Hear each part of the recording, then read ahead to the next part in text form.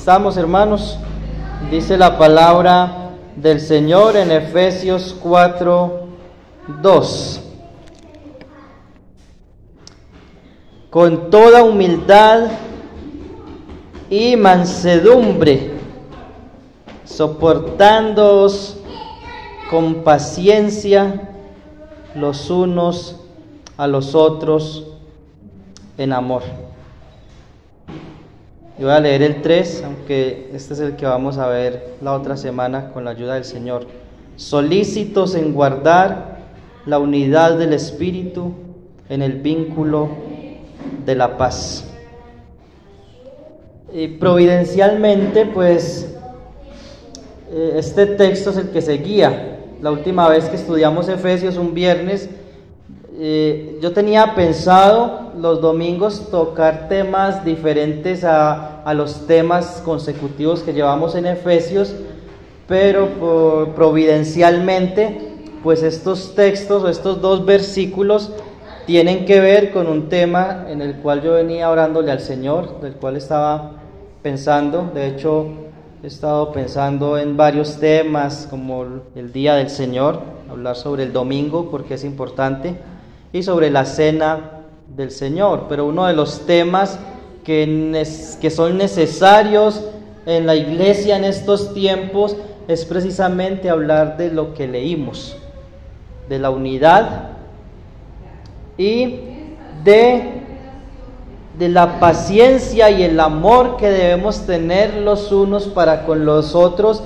sin los cuales no puede haber unidad. Y yo sé, mis hermanos, que es una queja constante de algunos hermanos de que en la iglesia no hay unidad. Y muchos de ustedes, de los que están aquí en esta mañana, me han dicho: hermano John, sentimos que en la iglesia no hay unidad. Tal vez otros no me lo han dicho, ni a mí o a otro hermano, pero seguramente han sentido lo mismo.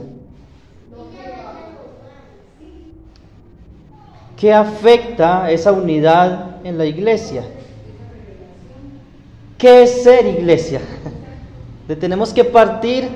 ¿Qué es ser iglesia? Cuando niños en la escuela nos enseñaban en una cartilla Nacho, cuando estábamos aprendiendo a leer, cuando llegamos a la letra I, ¿cuál era la palabra que aprendíamos a escribir o a leer? Iglesia. ¿Y qué dibujo aparece allí? La forma de un templo católico. Entonces, desde niños en nuestra mente tenemos que iglesia es un templo, que iglesia es una edificación de 4 paredes y con una crucecita encima. Y no tengo nada en contra del símbolo de la cruz. Pero iglesia, según las Escrituras, es algo mucho más profundo, es algo mucho más importante que la edificación. Y yo sé que esto es leche, que esto es algo muy básico para todos nosotros, pero lo digo no porque tal vez pensemos que la iglesia es este local, sino porque no hemos entendido perfectamente o de una mejor manera lo que es ser iglesia. Si el Señor Jesucristo dijo en Mateo capítulo 16,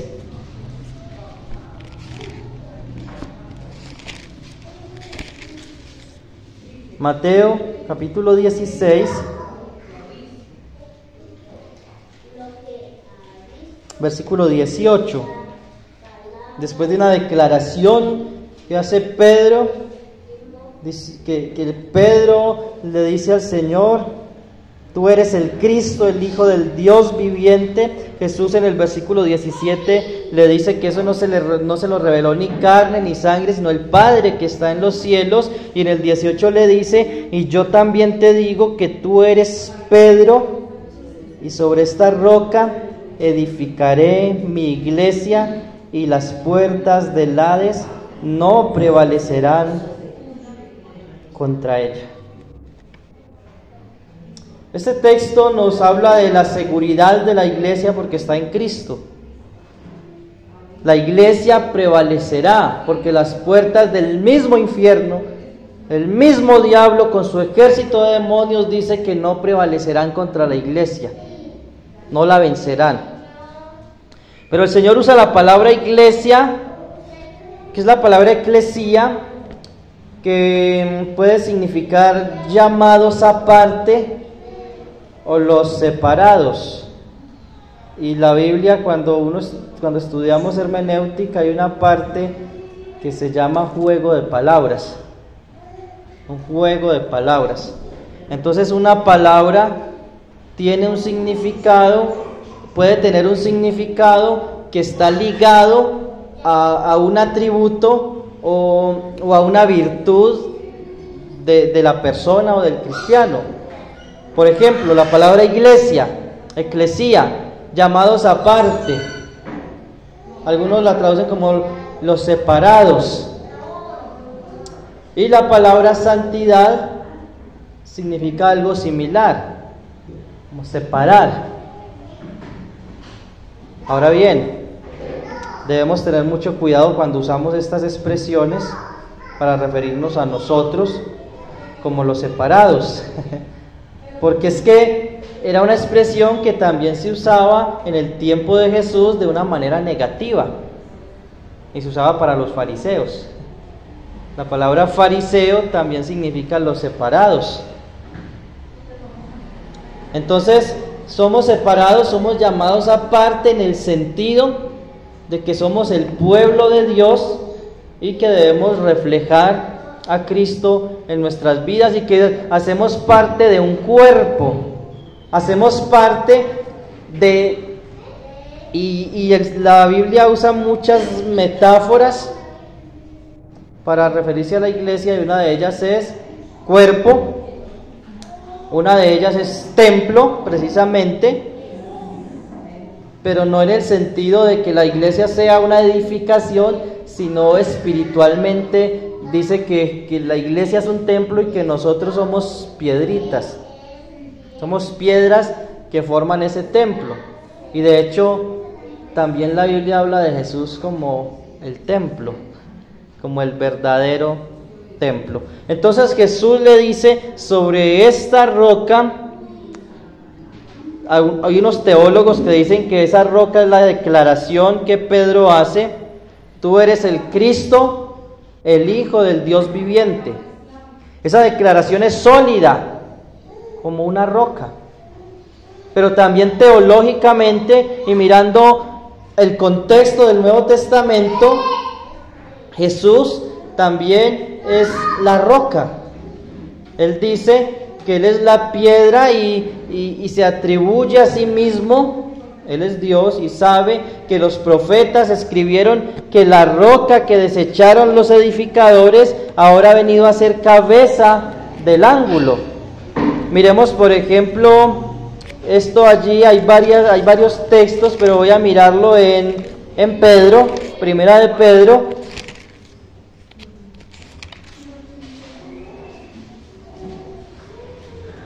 Primera de Pedro, capítulo 2.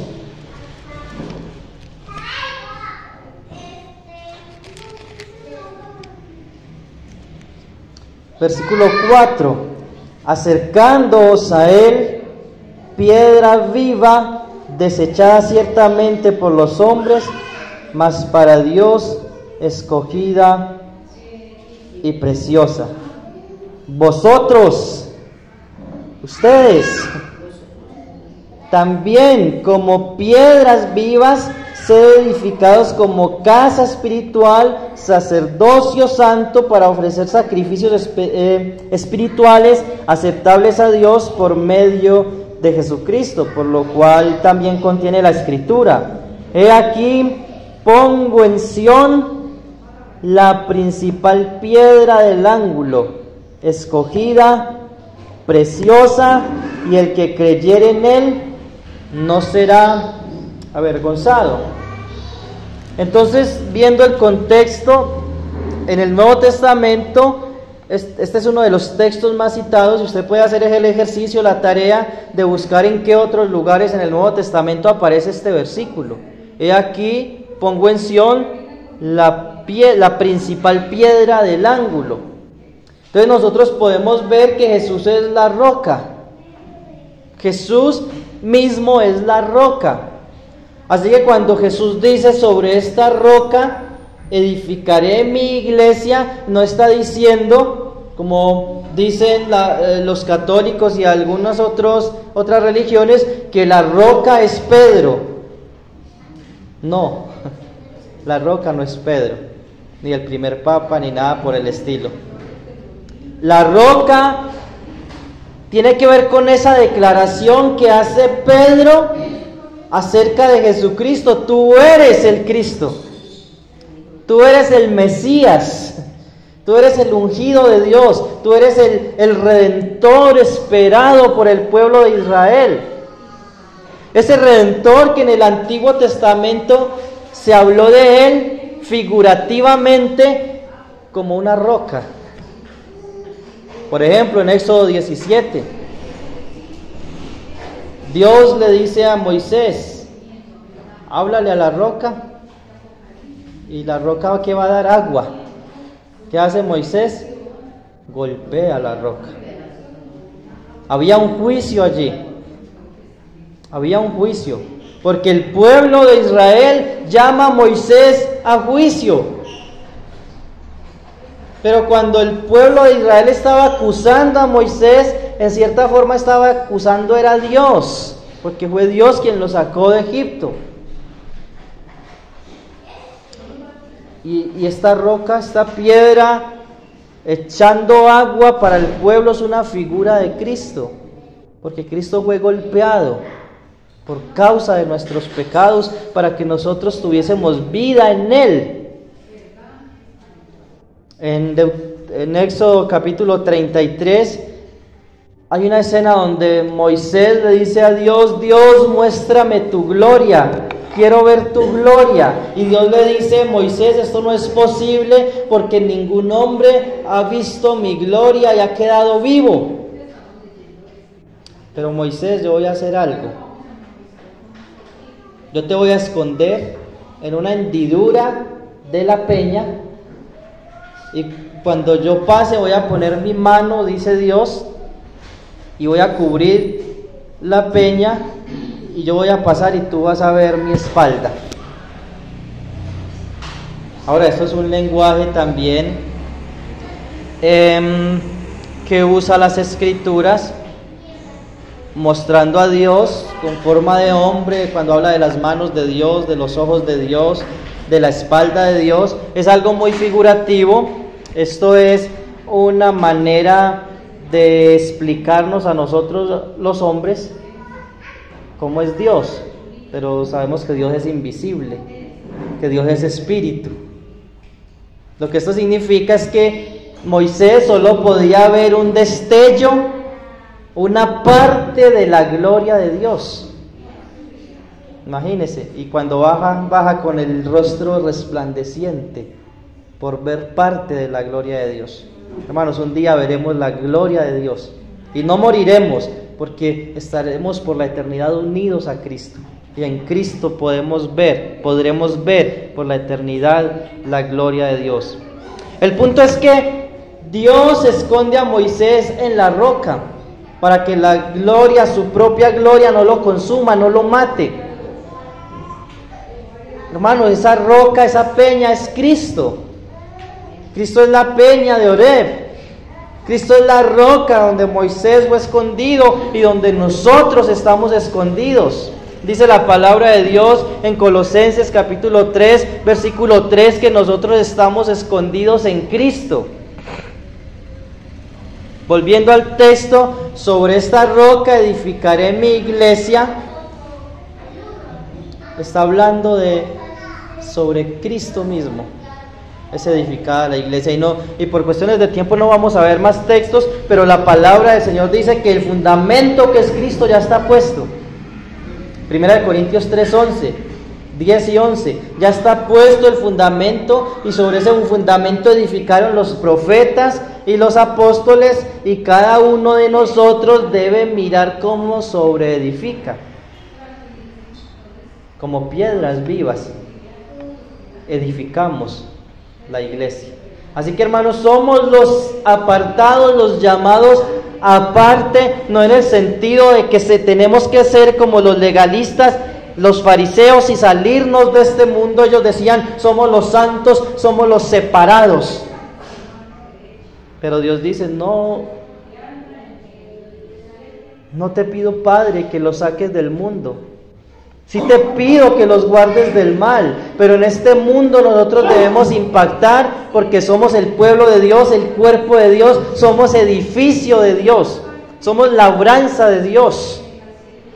Hermanos, somos el pueblo de Dios.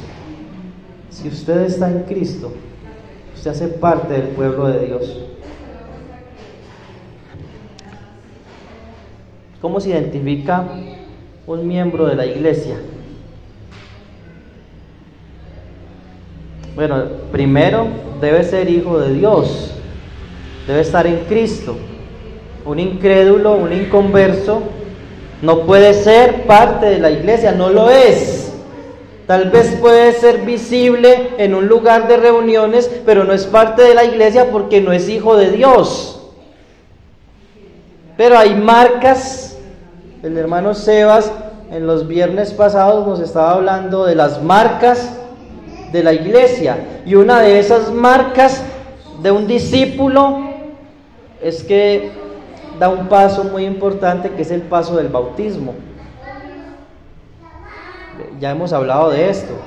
Cuando nos bautizamos, entramos, digámoslo así, oficialmente a ser miembros de una iglesia local con privilegios y responsabilidades. Esos privilegios hacen parte también de esas marcas, como por ejemplo el participar de la cena del Señor. Pero de esto vamos a hablar más a detalle en el próximo mensaje. Entonces usted pensará: John, ¿por qué se desvió del versículo? ¿Cierto? Que comenzamos leyendo en Efesios, pero ya volvemos ahí. Entonces los invito a volver a Efesios capítulo 4. Versículo 2. Esto, digámoslo así, fue algo como un paréntesis para recordar y para entender qué es ser iglesia. Este versículo nos dice, y voy a leer el 1 nuevamente, que lo vimos hace como 8 días, un viernes. Yo pues, preso en el Señor, os ruego que andéis como es digno de la vocación con que fuisteis llamados. Todo el que está en Cristo fue llamado. Fue llamado con un llamamiento santo, un llamamiento celestial, y fue llamado con una vocación. Esa vocación, hermanos, es un don que Dios nos ha dado a cada uno de nosotros, o diferentes dones, talentos, pero es una vocación muy general para todos los cristianos. Es un llamado a vivir para la gloria de Dios, un llamado a servir a Dios, un llamado a servir a Dios. Hay un pasaje en Romanos, y sin perder aquí lo voy a leer rápidamente, lo voy a citar. Si alguien lo quiere leer también, lo invito a que lo busque rápido. Romanos capítulo 12.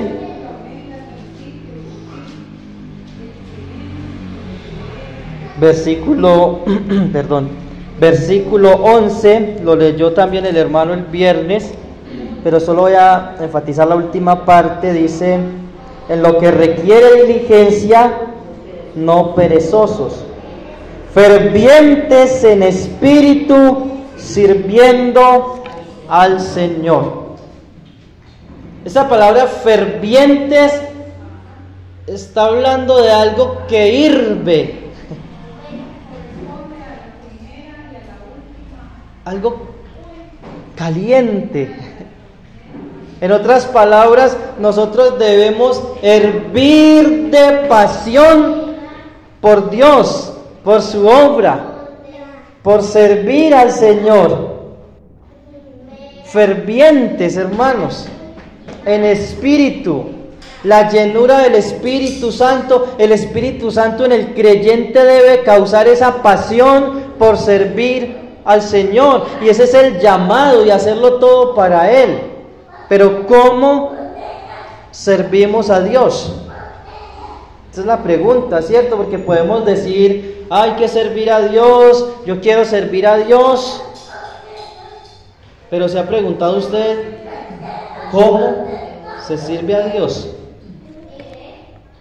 ¿Cómo, hermanos? ¿Qué dicen? ¿Cómo se sirve a Dios?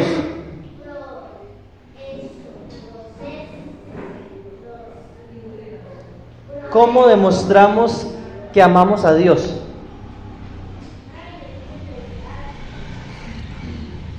Porque una cosa es decirlo. ¿Me acuerdas lo que predicaba el hermano Hernando? Si alguno dice que tiene fe, ¿cierto? Una cosa es decir que tiene fe, pero ¿cómo se demuestra esa fe según lo que nos enseñó el hermano? Con las obras. ¿Cómo demostramos nosotros que amamos a Dios? Hay muchas formas, ¿cierto? Pero en especial amando a aquellos quienes fueron hechos a imagen de Dios. ¿Qué dice Primera de Juan al respecto? Si no amamos a nuestro prójimo, a los hermanos a quienes vemos, ¿cómo vamos a amar a Dios a quien no vemos? Entonces, siguiendo esta misma, iba a decir filosofía, pero mejor cambio esta palabra, siguiendo esta misma tesis, ¿cómo servimos nosotros a Dios? Recuerden, Dios es invisible. Dios no necesita nada de nosotros. Él no necesita nuestras ofrendas, Él no necesita nada. Si ningún ser humano existiera, o si existieran los seres humanos, pero ningún ser humano creyera en el Evangelio, eso no afecta en nada a Dios. Él es inmutable, Él no cambia. ¿Cómo entonces servimos a Dios? La respuesta es sencilla: sirviendo a nuestros hermanos. Entonces, la crisis en la falta de unidad, número 1, falta de amor. Número 2, falta de entender que recibimos un llamado, y es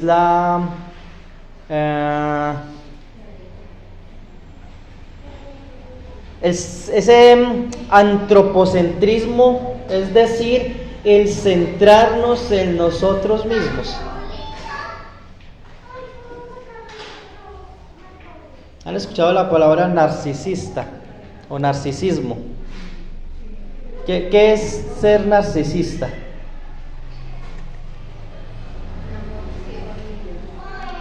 Un amor muy intenso por uno mismo. Y cuenta la historia de la filosofía griega, o de estos mitos griegos, que hubo un hombre que se llamaba Narciso, un muchacho, y que él nunca se había visto en un espejo, y que un día se arrimó a una fuente y se vio a sí mismo. Dice la historia que él quedó profundamente enamorado de sí mismo. O sea, que que él se amaba demasiado y se consentía, y ese hombre, o sea, no había visto que era tan hermoso, se dice que era muy hermoso, pero se amó tanto que quedó en la historia. No sé si es una historia real o qué, pero aún ese mito quedó en la historia. Por eso se le conoce a alguien que se ama demasiado a sí mismo, que refleja ese amor, porque todos nos amamos a nosotros mismos, aunque la psicología diga que no es así, la Biblia dice que sí. Hay un amor desmedido por nosotros mismos. Pero ahora en Cristo esto debe ser controlado.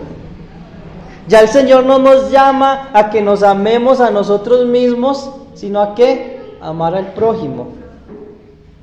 Acuérdense, el Señor citó que el gran mandamiento es este: amarás a Dios con todo tu corazón, con toda tu alma, con toda tu mente, con todas tus fuerzas, y al prójimo como a ti mismo. Ojo, los psicólogos dicen, tú tienes que amarte a ti mismo para que aprendas a amar a los demás. No, ama a los demás con el amor que te tienes a ti mismo. Entonces es un problema grande, y el versículo 2 comienza diciendo con toda humildad. Con toda humildad, dice Efesios 4:2. Porque antes de hablar de guardar la unidad del Espíritu, nosotros necesitamos tocar nuestro corazón para hablar de esto, de la humildad. Esto es lo que dice Hechos capítulo 20, versículo 19. Hechos 20:19.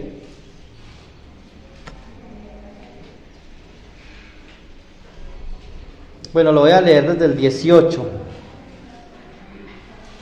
Pablo está hablándole a los ancianos de Éfeso que llegaron a cierto lugar, creo que fue a Mileto, y él se está despidiendo de estos hermanos y les dice, cuando vinieron a él, les dijo, vosotros sabéis cómo me he comportado entre vosotros todo el tiempo, desde el primer día que entré en Asia, sirviendo al Señor con toda humildad y con muchas lágrimas y pruebas que me han venido por las acechanzas de los judíos.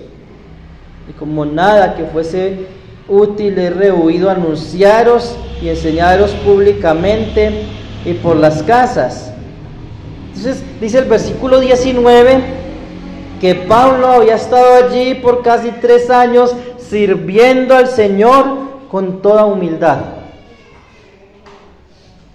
Me llama mucho la atención al final de este mismo capítulo, versículo 34, versículo 34, dice, antes vosotros sabéis que para lo que me ha sido necesario a mí y a los que están conmigo, estas manos me han servido. En todo os he enseñado que trabajando así se debe ayudar a los necesitados y recordar las palabras del Señor Jesús que dijo, más bienaventurado es dar que recibir. Cuando hubo dicho estas palabras o estas cosas, se puso de rodillas y oró con todos ellos. Hermanos, lo que estamos viendo aquí es una escena donde Pablo se está despidiendo de los hermanos y probablemente nunca más se iban a volver a ver en esta tierra. Dice que él se puso de rodillas y oró, y el versículo 37 dice, entonces hubo gran llanto de todos, y echándose al cuello de Pablo le besaban, doliéndose en gran manera por la palabra que dijo, que no verían más su rostro, y le acompañaron al barco.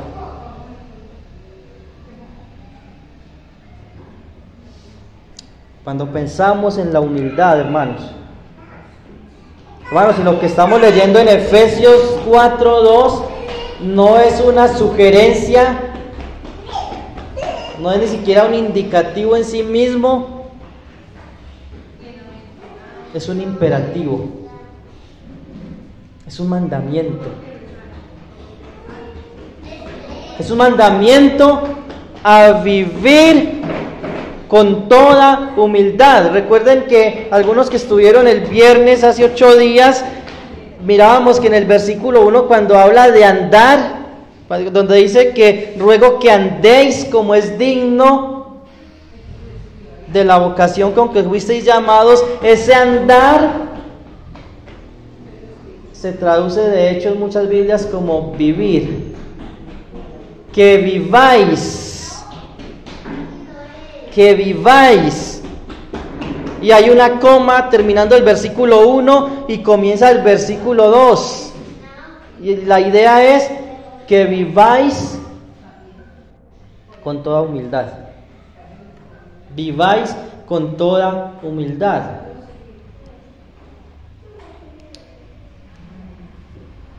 Hay un dicho muy popular, espero que ningún creyente haya dicho eso o que lo diga, porque es algo pecaminoso, pero es un dicho muy popular: yo no soy monedita de oro. ¿Cómo es? ¿Se lo saben? Se lo saben. Yo no soy monedita de oro para caerle bien a todo el mundo. ¿Será que eso es bíblico?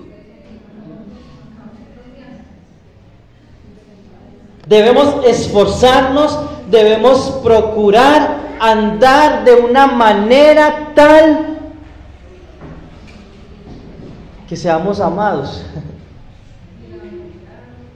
O sea, y no lo hacemos para ser amados, porque Pablo, aunque lo hacía, a veces no lo amaban. Pero ¿quiénes aborrecían a Pablo? Los falsos creyentes. Pero qué triste, hermanos. Imaginémonos la escena y cambiemos la historia de Pablo. Que Pablo convoque a la iglesia para despedirse de ellos y que vayan por ahí unos 4 o 5 de 50. Que Pablo se despida y que nadie llore. Que todos, bueno, Pablo, que le vaya bien por allá en la cárcel y que no le duela mucho cuando le mochen la cabeza. ¿Cierto? Estamos siendo un poco extremos. Pero en esta historia o parte de la historia que leímos, nosotros vemos que los hermanos lloraban por un hermano que se iba.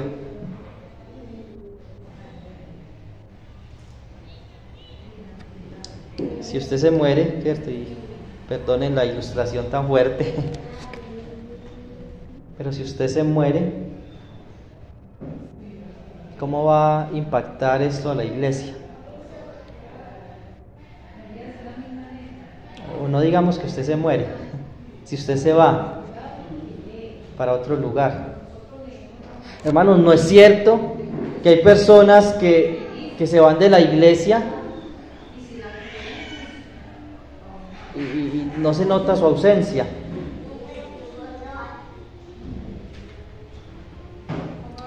Muchas veces por nuestra negligencia de no ser amigos de los hermanos, pero otras veces es porque no son personas muy amadas. Si usted se va, ¿qué va a pasar en la iglesia? Nadie es indispensable, nadie. Ni el mismo Pablo era indispensable en estos lugares, porque él se fue de Éfeso y la iglesia siguió, aunque quedó un gran vacío. En Antioquía, cuando la iglesia estaba en su mejor momento, el Espíritu Santo les dice: apartarme a Pablo o a Saulo y a Bernabé para la obra que los he llamado, y la iglesia no se acabó, porque ni Pablo era indispensable.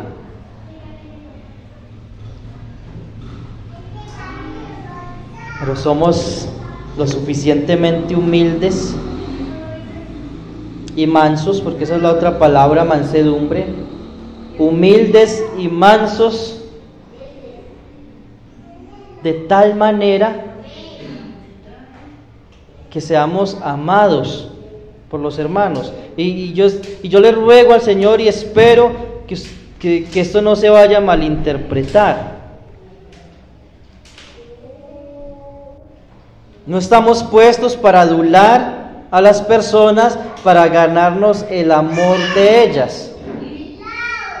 Así como en el caso de la fe, no hacemos buenas obras para ganarnos el favor de Dios, sino que hacemos buenas obras porque es el resultado de la fe. De la misma manera, cuando amamos, cuando somos humildes, cuando somos mansos,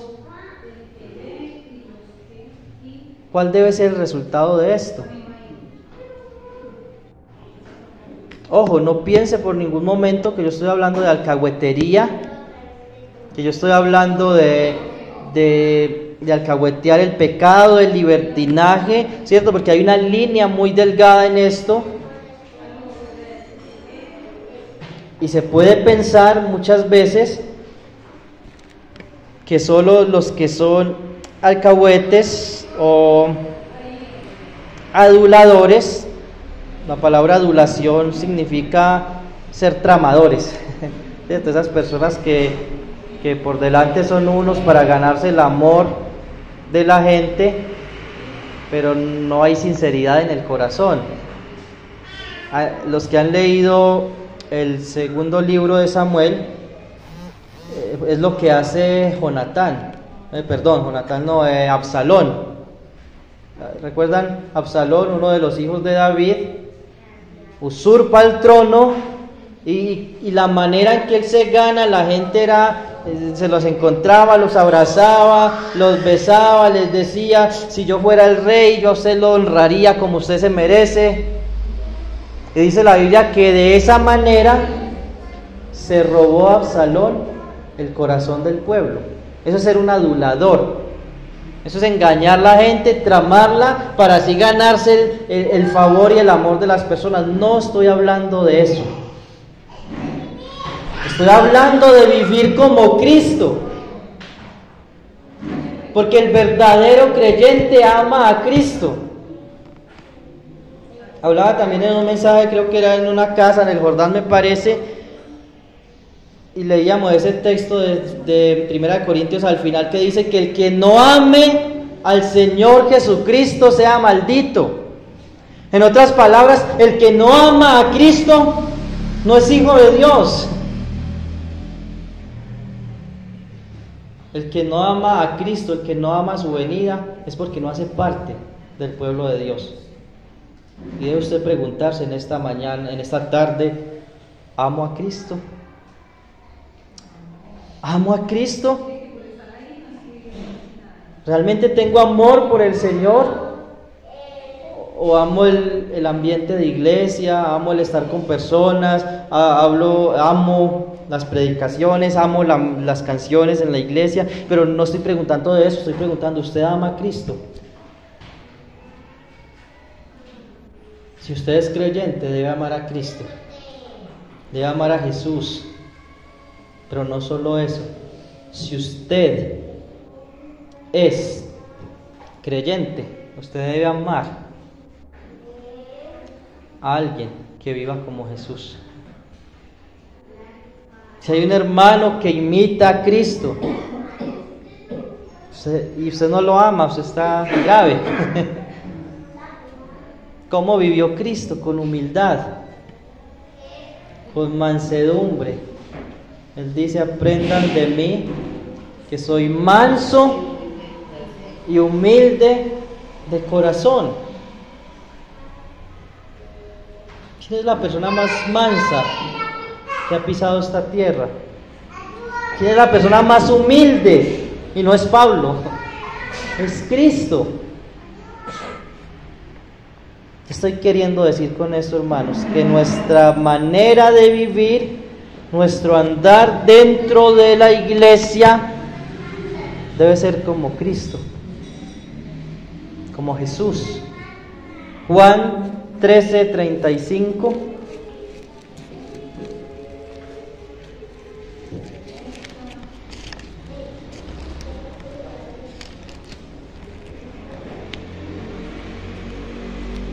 Voy a leerlo desde el 34 y muchos lo van a seguir de memoria porque es un versículo que nos hemos aprendido.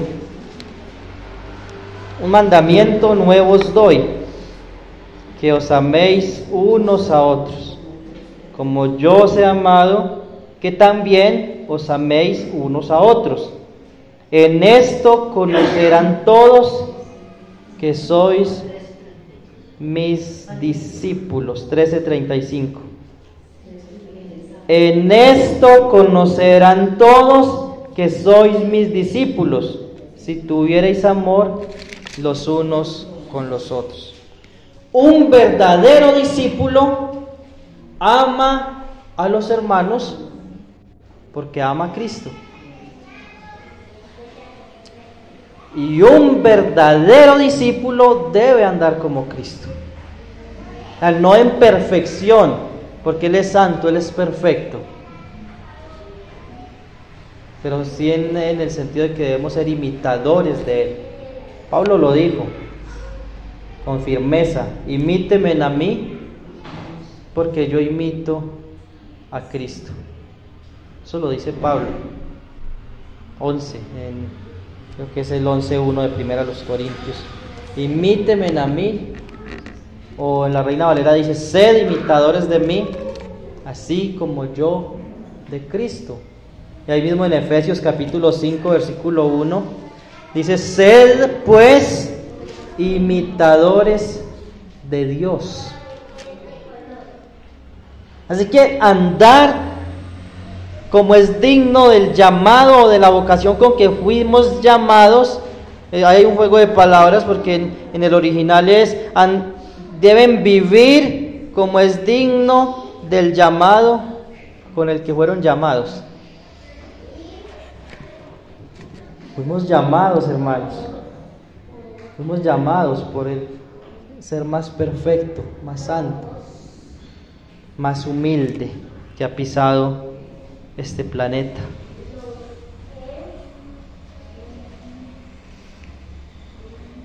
Filipenses capítulo 2, versículo 3.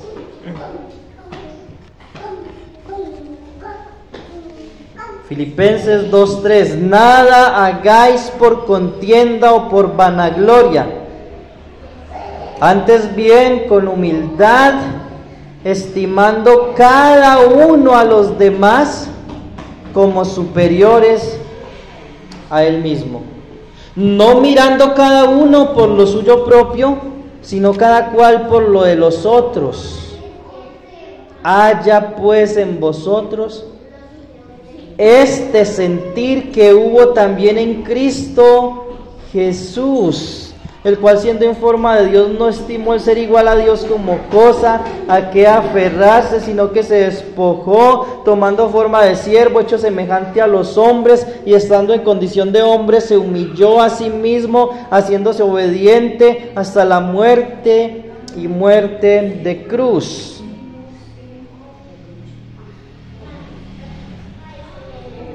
Hermanos, no es cierto que es tan fácil mirar por lo de nosotros. Cada uno miramos es: ¿qué me falta? ¿Qué necesito? ¿Qué me gusta? ¿Cómo pago esto? ¿Qué me duele? Estoy enfermo. Mis hijos, mi mamá. Pero estamos mirando por lo de los otros. Hermanos, el Señor, no sé, pero nos quiere hablar algo en esto, hermanos.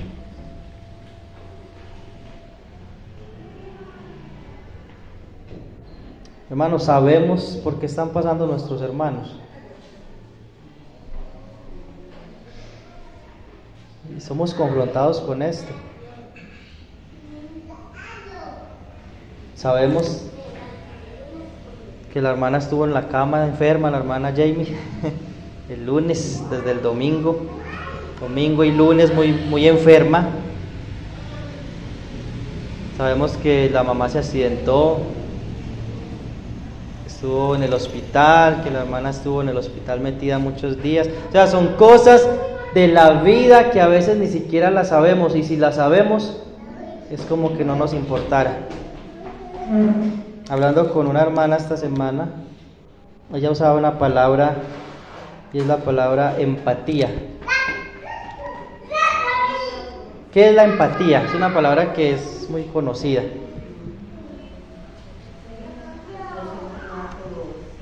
Hay un diccionario que dice: empatía es ponerse en los zapatos del otro.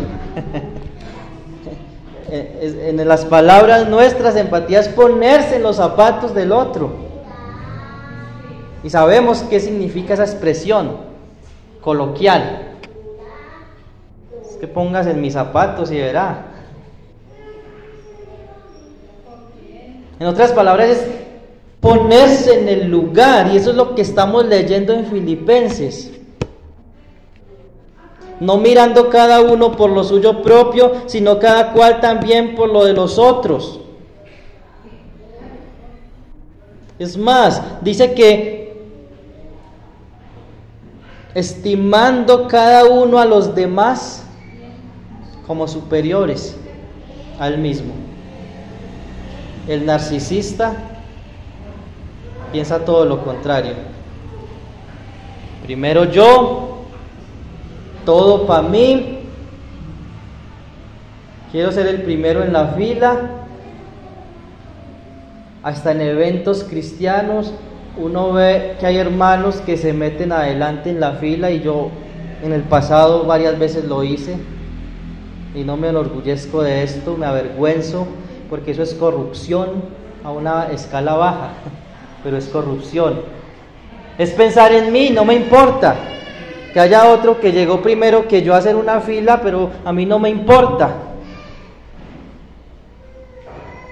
No me importa si al hospital llegan personas que tuvieron que caminar 1 o 2 horas y luego estar en un carro un buen tiempo, media hora o 40 minutos, y pagar un pasaje bien caro y llegar al hospital y perder la avenida porque no hay citas, y no me importa eso. No, yo tengo un familiar en el hospital y no me importa, hágame el cruce, sáqueme una cita, y el que viene de lejos pierde la avenida, y yo estando cerquita puedo llegar a hacer la fila, pero no la hago porque tengo un familiar en el hospital que me hace todo. Eso es corrupción. Eso es no ponerse en el zapato del que vive más lejos, del que sufre y del que puede perder todo un día y perder pasajes porque vino, y alguien vivo que tiene rosca en el hospital pidió una cita sin hacer la fila o sin hacer el procedimiento. ¿Ha hecho usted eso, hermano? Eso es pecado, hermanos. Es corrupción. Y delante de Dios, eso cuenta lo mismo que el pecado del político que hace corrupción a una escala más visible y más alta. Es corrupción, hermanos. Las cosas hay que llamarlas por su nombre. ¿Y qué es la corrupción? Pecado. Falta de empatía. Pero estamos hablando en la iglesia. Muchas veces en la iglesia no pensamos en el otro. Hermanos, ¿por qué nos es tan fácil pensar en los hijos, en la mamá, en el papá o en los hermanos de sangre? Porque son familia. Pero resulta que la Biblia dice en Gálatas 6, 9 y 10 que nosotros somos la familia de la fe. Y de ese tema vamos a hablar la próxima, porque vamos a entrar a esa parte de la comunión, de la unidad. Lo de hoy es algo así como una introducción, y los que hoy vinieron van a llegar muy conectados con lo que se va a hablar, si es la voluntad de Dios, el domingo. Vamos a hablar de la iglesia como una familia, y vamos a hablar de la comunión entre hermanos como una comunión que es más unida que un hermano. Dice Proverbios 17, en todo tiempo ama el amigo, y es como un hermano en tiempo de angustia. Hay otro pasaje que no recuerdo la cita de Proverbios, que dice que amigo hay más unido que un hermano. ¿Cómo está la amistad entre nosotros? Porque no hay empatía, no hay unidad, no hay comunión, porque no hemos obedecido lo que el Señor nos dijo: aprendan de mí, que soy manso y humilde. Me llama mucho la atención cuando hablamos de alguien.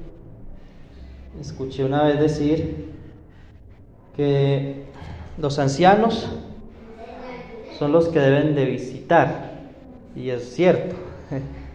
Los pastores deben de visitar a los hermanos o invitarlos a la casa, ¿cierto? Si no puede ir porque tiene hijos pequeños, pues los invita, ¿cierto?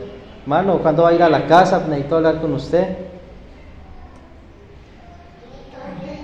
Pero podemos pensar que solo son los ancianos que tienen el don de consejería, pero no es así. Hermanos, si usted tiene el don de enseñanza, usted debe buscar a los hermanos y enseñarles. Si usted tiene el don de evangelismo, usted debe buscar a las personas y evangelizarlas, esas personas que van a la iglesia y que tal vez no son creyentes. Si usted tiene el don de consejería, de pastoreo, usted debe buscar a las personas y pastorearlas. Si usted tiene el don de servicio, usted debe ir, buscar a las personas y servirles. Y así, si usted tiene el don de misericordia, usted no se queda esperando que alguien vaya a su casa para usted tener misericordia con esa persona, o esperar que alguien vaya a su casa para usted predicarle, o esperar que alguien vaya a su casa para usted servirle. Es algo de todos, pero ¿por qué no lo hacemos? Porque nos falta humildad, porque nos falta ser amigos, porque nos falta obedecer la voz del Señor que nos llamó a ser amigos.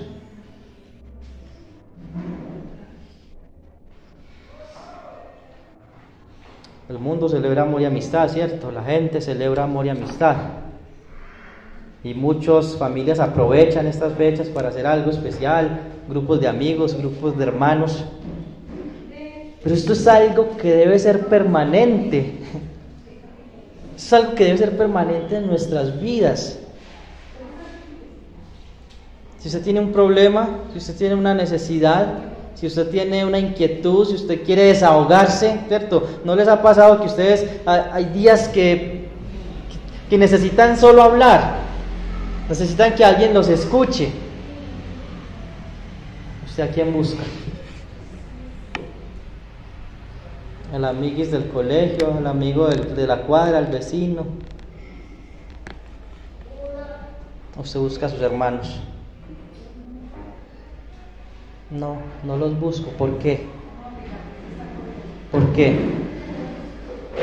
Y esto es algo que debemos llevarnos. Porque no me buscan los hermanos.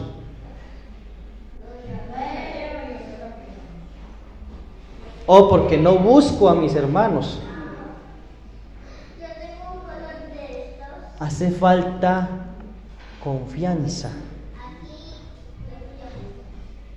Y eso es algo que no es accidental.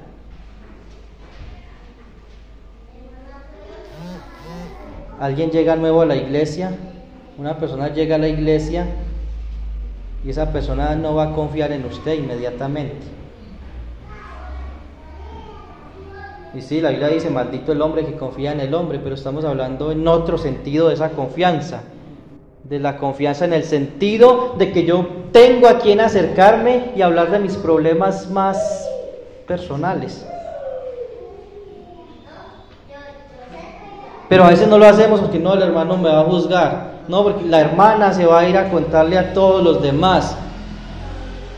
O el hermano me va a regañar, o el hermano no me va a parar bolas, o el hermano va a estar mirando el celular porque ese hermano ha demostrado que yo no le importo, que no le importan los hermanos. ¿Qué pasa, hermanos? Es lo que pasa en las iglesias. O un hermano confió en usted algo y usted, en vez de ayudarle, en vez de orar por él, usted corrió, fue a contarle a todo el mundo. Y a menos que sea un pecado que sea para disciplina, sí, eso no lo podemos callar porque nos hacemos cómplices. Pero hay cosas personales del alma que a veces necesitamos decir, una lucha que tenemos, una tentación que tenemos, pero en vez de recibir ayuda, muchas veces podemos recibir se me va la palabra, desinterés o reacciones muy diferentes a la reacción de Cristo.